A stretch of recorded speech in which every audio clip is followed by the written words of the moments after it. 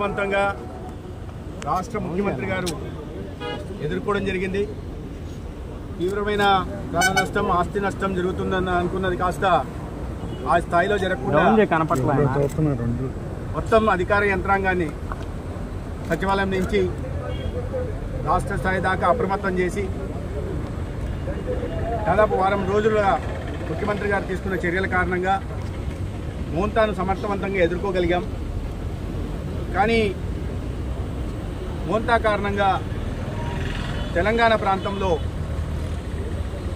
తీవ్రమైన వర్షాలు రావడం, అధిక వర్షపాతం నమోదు కావడం, దాని కారణంగా తెలంగాణ నుండి మున్నేరు పైగా ఇవాళ పెద్ద స్థాయిలో నీరు మున్నేరుకు రావడం మనం చూస్తూ ఉన్నాం. నిన్న మొన్నటి దాకా కేవలం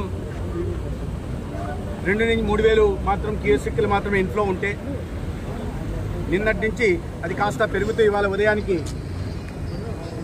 1,20,000 క్యూసెక్కులు, ప్రస్తుతం దాదాపు 1,49,000 క్యూసెక్కులకి పెరిగింది. లింగాల పెనగంచి ప్రోల్ దగ్గర కనపడిద్దాను కిందగా నొక్కు ఈ కాజువే పై నుంచి పారుతూ కాస్త ఇబ్బందికరమైన పరిస్థితి తలెత్తడం, దీని ముఖ్యమంత్రి ఆదేశాల మేరకు ఇవాళ పూర్తి యంత్రాంగం దీని మీద దృష్టి పెడుతుంది. అదేవిధంగా ప్రజాప్రతినిధులు, గౌరవ పార్లమెంటు సభ్యులు, అదేవిధంగా చిన్ని గారు, గౌరవ శాసనసభ్యులు కృష్ణప్రసాద్ గారు, సౌమ్య గారు, తాతయ్య గారు అందరం కలిసి ఇవాళ లింగాల దగ్గర కూడా వెళ్తున్నాం.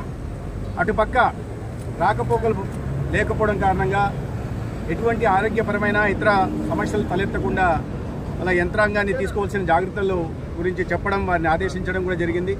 అక్కడికి వెళ్ళి క్షేత్రస్థాయిలో పరిశీలిస్తే తగ్గుతుంది, క్యాచ్మెంట్ ఏరియాలో వర్షం లేదు, వాటర్ ఇన్ఫ్లో తగ్గుతుంది అని భావిస్తున్నారు. అదేవిధంగా సమాచారం కూడా ఉంది. అయినప్పటికీ కూడా లింగాల ఆ ప్రాంతానికి కూడా వెళ్ళి క్షేత్రస్థాయిలో ఒకసారి పరిశీలించి తద్వారా అక్కడ ప్రజలకి, ఆ గ్రామాల్లో ఉంటున్న వాళ్ళకి కలుగుతున్న ఇబ్బందులను కూడా చూసి దాన్ని గౌరవ ముఖ్యమంత్రి గారి దృష్టికి తీసుకెళ్లడం జరిగింది.